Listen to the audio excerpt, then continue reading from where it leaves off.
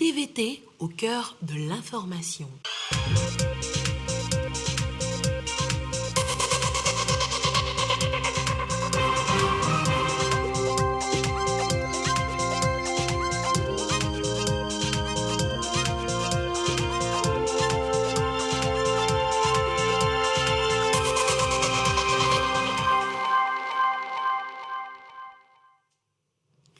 Heureuse de vous savoir nombreux au rendez-vous du journal sur la télévision togolaise. Madame, monsieur, bonsoir et voici les titres de cette édition.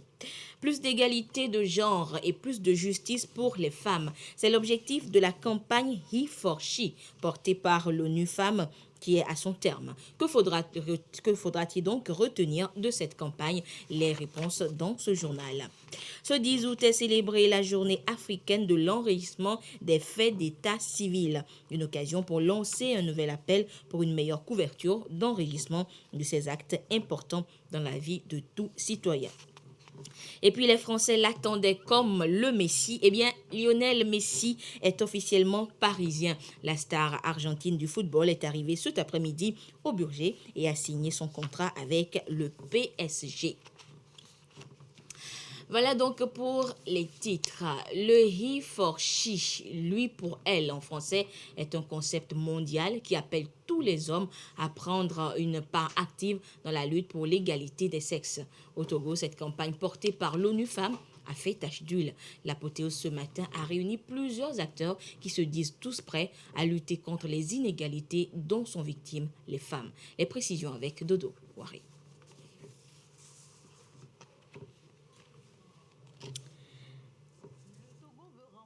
Son mécanisme de défenseur des droits de l'homme. Dans cette démarche, plusieurs instruments juridiques de protection et de promotion des droits de l'homme ont été ratifiés. Ce draft de l'avant-projet de loi sur la reconnaissance et la protection des défenseurs des droits de l'homme va permettre de sécuriser et de consolider les lois de protection des droits de l'homme au Togo. Le Togo veut se doter d'un cadre légal qui va permettre d'organiser, de professionnaliser et de protéger les défenseurs des droits de l'homme. Alors, le ministère des droits de l'homme a recruté, avec l'appui du Programme des Nations Unies pour le développement, un consultant pour l'accompagner dans l'élaboration de l'avant-projet de loi de reconnaissance et de protection des défenseurs des droits de l'homme au Togo. Le consultant a eu des séances de travail avec chaque acteur qui lui a fait part de ses préoccupations. Et il a élaboré un draft d'avant-projet de loi au regard des standards internationaux, du droit comparé et du contexte national qui va faire l'objet d'amendements. Pour le ministère en charge des droits de l'homme, c'est un draft qui répond déjà aux standards internationaux.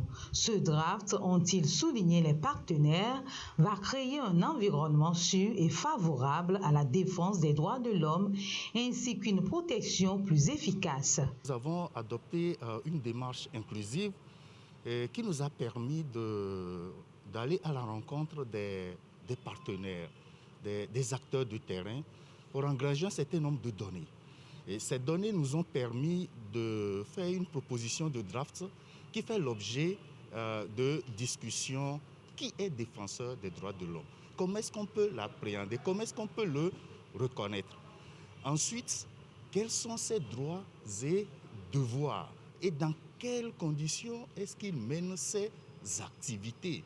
Quelles sont les obligations de l'État face aux défenseurs des droits humains? Le système des Nations Unies a salué l'élaboration de cette nouvelle loi et est prêt à apporter son appui en ce que cette loi va aider à édifier davantage l'état de loi au Togo.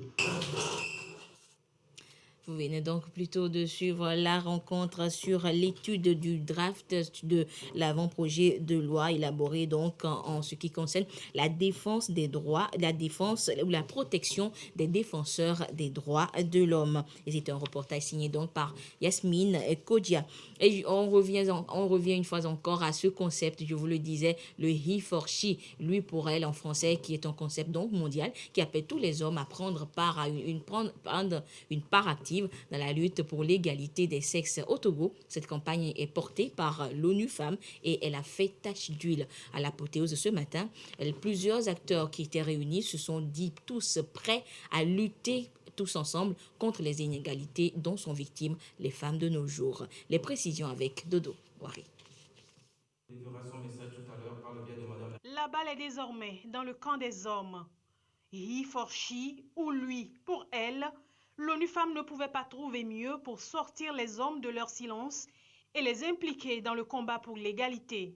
Un combat pour libérer la femme des violences et préjugés qu'il a laissé quasiment cantonner dans des pratiques ménagères ou des rôles peu valorisants. Autant les femmes ont besoin de repères, de modèles pour se construire, assumer leur leadership, autant les hommes aussi ont besoin de modèles pour s'assumer, pour être décomplexés et comprendre que voilà, lorsque je promeux la femme, ça ne m'enlève rien à ma virilité.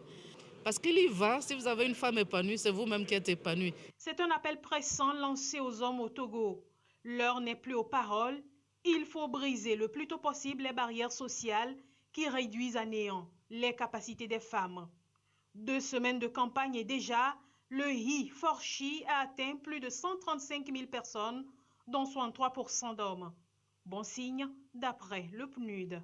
La force des messages véhiculés durant la campagne nous conforte que ce mouvement pour l'égalité est en train de s'étendre pour s'enraciner durablement au Togo. Il doit être ainsi car l'enjeu est double. L'égalité de genre est à la fois une question de droits humains, mais fondamentalement une question de développement. J'encourage vivement le gouvernement à adopter un plan d'action concret à la suite de cette campagne. Ce ne sont pas des stratégies qui manquent. Une des approches novatrices développées sur ce panel, Papa Champion. Un papa champion développe ce que nous appelons les valeurs familiales et il fait sienne une série de qualités communautaires et afin de prévenir les violences au foyer et d'instaurer un dialogue conjugal. Il faut aussi lever les pesanteurs sociaux sur la femme, domaine de prédilection des garants des us et coutumes fortement représentés à cette apothéose. Nos us et coutumes ne doivent pas être des handicaps à la promotion des droits humains. C'est pour cela que cette campagne est bienvenue pour nous redynamiser la chefferie traditionnelle pour qu'ensemble nous puissions nous débarrasser de tout ce qui est pratiques socio-culturelles qui peuvent aller à l'encontre justement de la promotion des droits humains. Le Togo met tout en œuvre pour que les femmes s'affirment dans les sphères de décision. Résultat, elles sont presque sur tous les fronts, mais les défis sont encore là. Prochaine étape, capitaliser sur les acquis, y compris les propositions issues de cette campagne. Le gouvernement fera davantage en mettant à profit toutes les opportunités relevant de ses prérogatives pour améliorer la situation de la femme togolaise, en préservant les acquis et en explorant les pistes innovantes susceptibles d'apporter une plus-value au rayonnement de la fille et de la femme togolaise. Politiques et programmes de promotion de la femme en place, partenaires et chefferies traditionnelles mobilisées, les femmes, elles-mêmes en première ligne, restent plus que l'engagement des hommes, de plus en plus sollicités. Justice à présent avec les échos de la cour d'assises de Lomé. La cour a délibéré ce mardi sur une affaire de violence volontaire, des faits qui remontent à octobre 2012. Le reportage est signé Sandra Aziagui. 8 ans déjà derrière les barreaux, le sieur Yaovi Fiadou comparaît aujourd'hui. Le chef d'accusation, violence volontaire ayant occasionné la mort sans intention de la donner. Les faits, l'accusé se serait servi de la manche de sa houe pour se défendre après avoir reçu une gifle surprise de sa victime. L'accusé est-il coupable de violence volontaire ayant entraîné la mort sans intention homicide sur la personne du nommé Avossé Assimadi? La réponse est oui, à l'unanimité. 2. Existe-t-il en la cause des circonstances atténuantes en faveur de l'accusé? La réponse est également oui à l'unanimité. Attendu que ces faits, ainsi déclarés constants et établis par la Cour d'assises, sont prévus et punis par l'article 48, alinéa 2 du Code pénal ancien. Vu les articles 15 et 48, alinéa 2 du Code pénal ancien, condamne l'accusé Fiadou Yaovi à la peine de 8 années et 7 mois de réclusion criminelle. Déclare régulière la conscience pour les parties civiles de Dame Apedo Yawa, représentant des ayants droit de feu, Assimadi Avossé, et condamne l'accusé à lui verser la somme de 8 millions de francs CFA à titre de dommages-intérêts. Dans sa plaidoirie, l'avocat défenseur a énuméré quelques influenceurs qui ont marqué la vie de son client, son milieu de vie, sa relation familiale. La décision a pris en compte le temps de la détention. J'exprime ma satisfaction du fait que mon client doit recouvrer d'ici peu sa liberté. Je déplore les faits qui l'ont conduit jusqu'ici. Pour avoir passé pratiquement 9 ans en prison, l'accusé Yaovi Fiadou recouvre donc sa liberté. Mais il aura beaucoup perdu ses terres et son unique fils durant sa détention. Son avocat plaide pour sa réinsertion sociale. Le Togo célèbre ce 10 août, je vous le disais en titre, la 4e édition de la journée africaine de l'enregistrement des faits d'état civil et de l'établissement des statistiques de l'état civil. C'est une journée pour repenser les stratégies pour une couverture plus accrue en matière d'enregistrement des actes d'état civil, en l'occurrence pour la période post-Covid. Le reportage est signé Ramdan Bassila. Entre 2010 et 2017, le taux d'enregistrement des naissances au Togo a augmenté. Pour les moins de 5 ans, c'est passé de 78% à 82,9%. Et pour les moins d'1 an, de 76%, ce taux est passé à 79,2%. Le Togo pense pouvoir faire mieux dans l'enregistrement des actes d'état civil. Pour ce faire, l'État peut compter sur le comité technique sur l'état civil et les partenaires pour ajuster sa stratégie et mettre en œuvre une nouvelle réforme. Réforme qui permettra de créer des services innovants et décentralisés pour la période post-Covid-19. Le Togo fait partie des 11 élèves en matière d'enregistrement des faits d'état civil. Mais il reste beaucoup d'efforts à faire.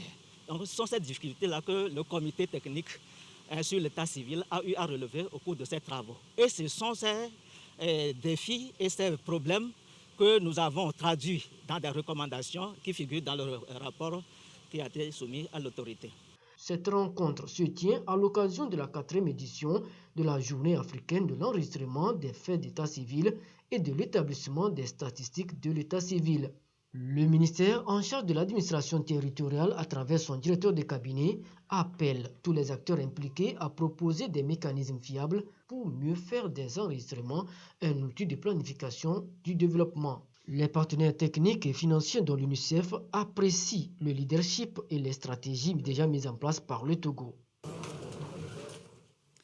Une rencontre d'échange réunit à Kara les préfets, maires, les agents de l'administration, les chefs traditionnels et les responsables des structures minières des régions des Savanes, Kara et Centrale. Elle porte sur la politique dite de réinstallation des populations et le mécanisme de gestion des plaintes du secteur minier. Voyons cela avec la correspondance depuis Kara de Nestor Mozo. Le projet de développement et de gouvernance minière PDGM a procédé à une évaluation environnementale et sociale stratégique du secteur minier sur les défis environnementaux et sociaux que pose le développement des ressources minérales. Cette évaluation a été assortie des recommandations dont l'une est relative à l'élaboration du cadre de politique de réinsertion des populations CPRP. Le CPRP est accompagné du MGP, mécanisme de gestion des plaintes relevant du secteur minier au Togo. Compte tenu de l'importance de ces instruments, le PDGM et la Direction générale des mines et de la géologie ont trouvé nécessaire de la vulgariser afin que tous les acteurs se l'approprient. 4 groupes cibles ont été identifiés, les préfets, les maires, les agents de l'administration minière et les chefs traditionnels. Tous les groupes cibles des régions Savane, Kara et Centrale se retrouvent à Kara et par vague pour des échanges en vue d'une meilleure compréhension du CPRP et du MGP. Ce sont les préfets qui ont donné le ton. On veut exploiter des superficies énormes et donc on déplace les gens et il faut les réinstaller. Et il faut que ça suive des règles. Mais en même temps, nous savons que quel que soit ce qui est fait, il y a toujours des plaintes. Et pour éviter que les plaintes se fassent de manière désordonnée, il y a un mécanisme qui est prévu et c'est ce mécanisme-là que nous allons expliquer aux acteurs. Quand on est amené à déplacer quelqu'un pour des raisons d'utilité publique, la compensation doit être au moins égale à ce qu'il est en train de perdre s'il quitte ce milieu-là. Voici un des principes qu'il faut connaître. En avril dernier, les acteurs impliqués dans le projet de développement et de gouvernance minière de la région des Plateaux s'étaient retrouvés pour le même exercice d'échange sur le cadre de politique de réinstallation des populations et sur le mécanisme de gestion des plaintes. Ils ont été précédés par ceux de la région maritime entre octobre et novembre 2020. Le ministère de l'Environnement veut permettre le reboisement de 456 hectares de terre dans la région maritime. Et pour atteindre cet objectif, les premières autorités du ministère comptent sur la participation efficiente des 8 préfectures que compte la région. Les précisions avec Eliagba Niadao.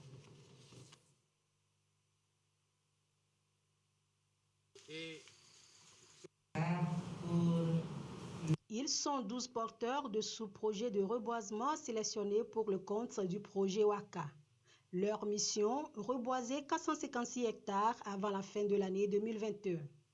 À cette rencontre avec le ministre en charge de l'environnement, le cahier de charge de chacun de ces acteurs est passé au peigne fin. Nous sommes venus avec eux pour voir comment ils s'organisent.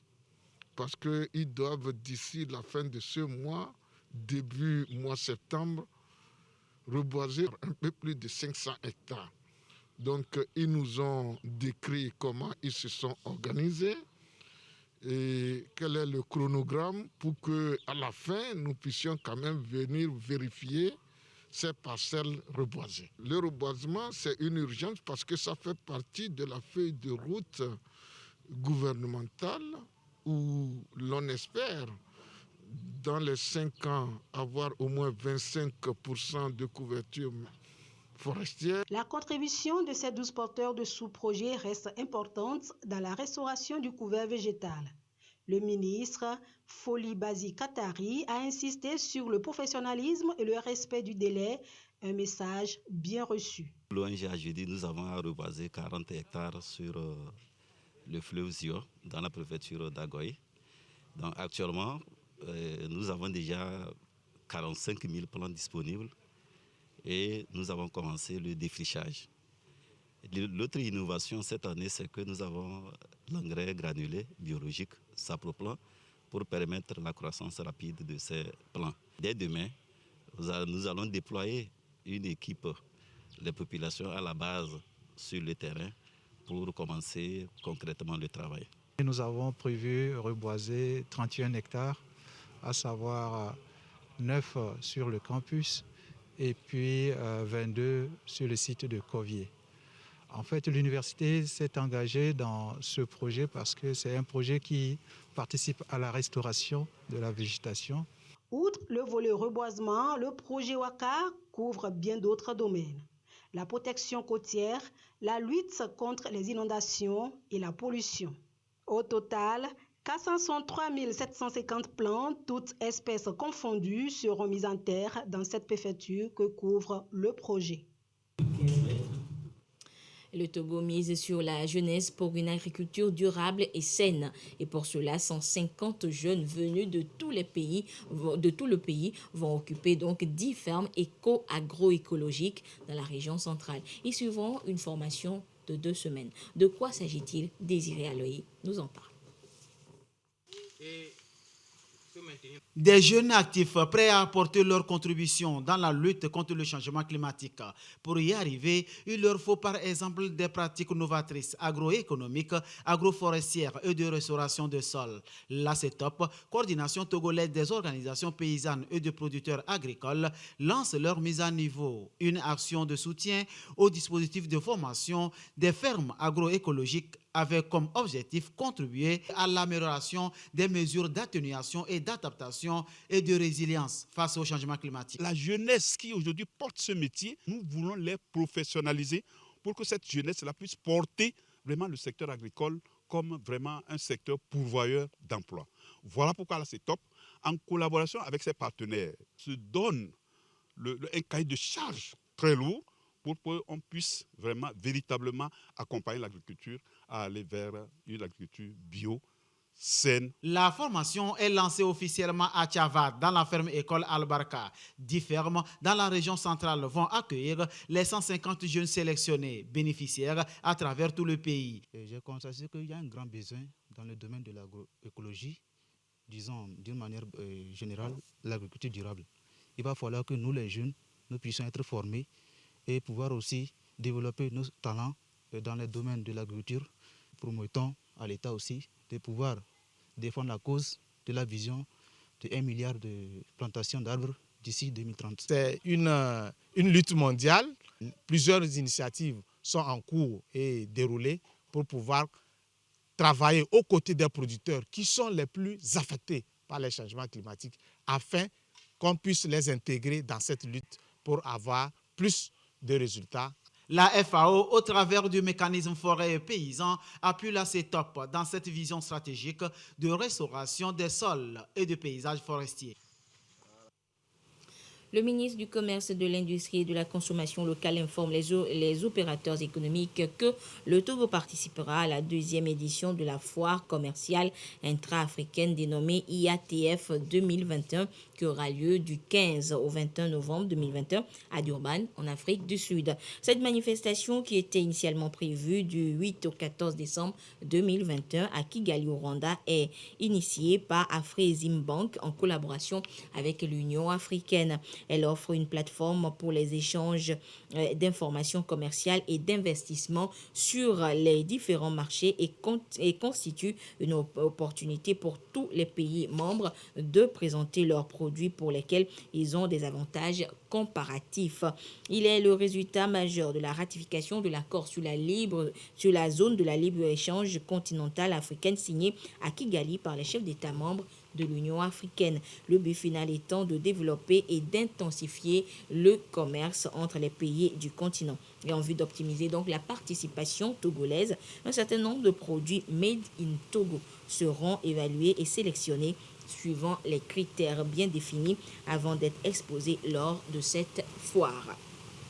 À cet effet, il est demandé aux opérateurs économiques et entrepreneurs désireux de faire connaître leurs produits de bien vouloir déposer les échantillons au Centre togolais des expositions et foires de Lomé au plus tard le lundi 16 août 2021 à 17h30.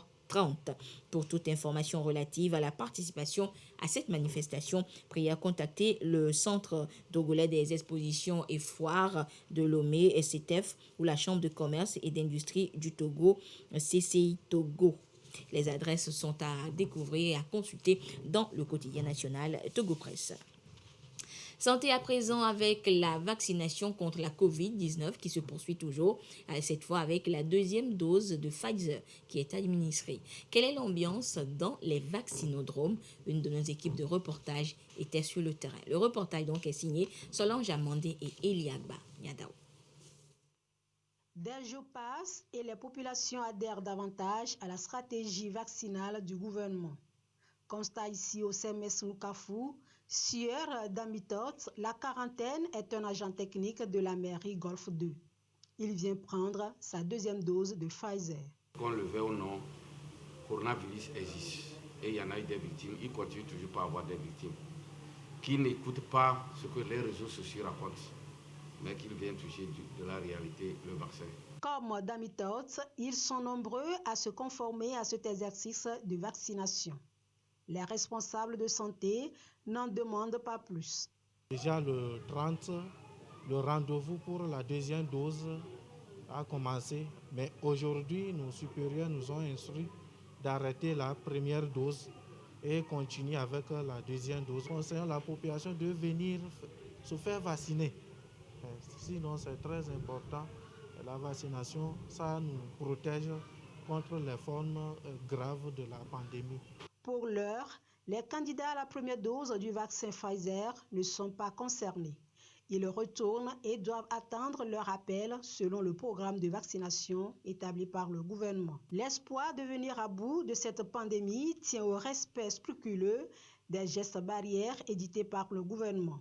Surtout que le virus, avec ses nouveaux variants, devient plus contagieux et plus virulent. Et à ce jour du mardi 10 août 2021, la situation de la pandémie au nouveau coronavirus Covid-19 au Togo se présente comme suit. Le nombre de cas confirmés est de 17 104. 158 nouveaux cas ont été enregistrés depuis hier. Le nombre de personnes guéries est de 15 035.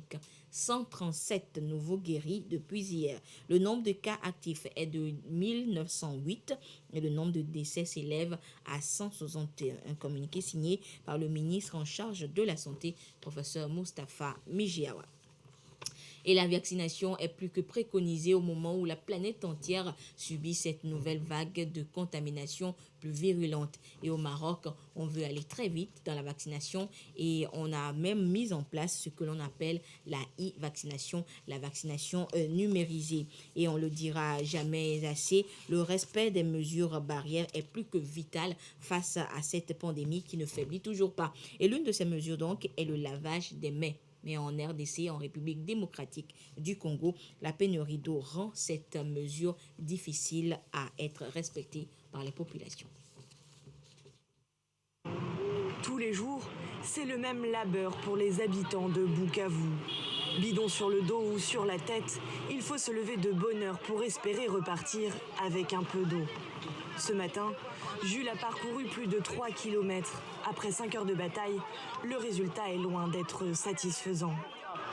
En 5 heures, je n'ai réussi à puiser qu'un seul bidon. Nous souffrons vraiment beaucoup. Pour avoir de l'eau ici, il faut beaucoup de courage car il y a du monde qui vient de partout. Regardez comme je suis mouillé. Dans plusieurs quartiers de la ville, l'eau ne coule plus au robinet. Le lac Kivu est donc devenu la principale source d'approvisionnement. Le problème, il est particulièrement pollué. Alors, la moindre source d'eau claire est rapidement prise d'assaut. Je suis venue chercher l'eau il y a 3 jours et nous n'avons déjà plus d'eau à la maison. Dans cette ville d'environ 2 millions d'habitants, plus de 60% de la population serait en manque d'eau potable. Ici donc, impossible de se laver ne serait-ce que les mains. Un geste pourtant indispensable pour lutter contre le coronavirus et son variant Delta, dont la propagation inquiète. La province a notifié 377 cas, 19 décès, soit une mortalité de 4,5%. Face à la recrudescence du nombre de cas, le gouverneur du Sud Kivu appelle à la mobilisation générale. Qu'il est urgent que nous puissions mutualiser nos efforts et collaborer étroitement avec l'équipe de riposte et l'ensemble des professionnels de la santé de notre province pour renforcer la surveillance épidémiologique et des mesures sanitaires appropriées qui visent à freiner la propagation de la maladie à Covid-19. Après le Nord Kivu, le Sud Kivu est la région de la RDC la plus touchée par la 3e vague de coronavirus. Le gouverneur de la région a pour cela annoncé de nouvelles mesures sanitaires. Les rassemblements publics de plus de 20 personnes, comme les mariages ou les manifestations, sont interdits pour une durée de 30 jours. Retour en page nationale suite au récent séminaire gouvernemental qui a eu lieu à Kara. Le chef de l'État a donné donc de nouvelles orientations dans l'élaboration et la mise en œuvre de projets d'investissement public. Désormais, tout devra être clairement aligné sur la feuille de route Togo 2025. Et alors, il faudra donc que les cadres de l'administration, les responsables de la planification et les différents acteurs soient informés de ces changements. Et c'était d'ailleurs le cas ce mardi matin avec ces échanges qui ont eu lieu entre Madame le Premier ministre Victoire Toméga-Dobé et tous ces acteurs. Le compte rendu avec Edem Soussoupo. C'est une nouvelle orientation qui sont désormais appelés à suivre dans l'élaboration et la mise en exécution des projets d'investissement public PIP. Le chef de l'État fort Essoz-Mania Singé l'a ainsi voulu. Il l'a fait savoir lors du dernier séminaire gouvernemental de Kara. Tous les hauts cadres de l'administration intervenant dans la chaîne d'opérationnalisation des PIP sont donc ici mises au même niveau d'information sur ce changement de paradigme. Il n'a d'autre but que de permettre à ce que les projets et programmes inscrits dans la feuille de route gouvernementale 2020-2025 impactent significativement le vécu quotidien des citoyens. La chef du gouvernement, Victoire Tomega Dogbe, leur passe le message du président de la République, Faure Eswazimana Singbe. Elle leur a précisé que l'ambition du chef de l'État est de remporter les victoires contre la pauvreté. Si nous voulons que nos actions aient un impact réel, il s'avère impérieux de changer notre façon de travailler, d'accélérer nos étapes de travail. Pour cela, la phase préparatoire des documents de programmation des investissements doit être complètement repensée, en augmentant le niveau d'alignement sur les grandes priorités nationales que nous connaissons tous et qui se retrouvent dans nos 42 projets et réformes. La réponse aux attentes de nos populations, je le disais tantôt, passera par une action publique efficace, une action publique réactive, une action publique visible et avec de l'impact réel dans le quotidien des Togolais. L'administration devrait désormais donc adopter une nouvelle façon de travailler en termes de méthodes, de compétences et d'outils.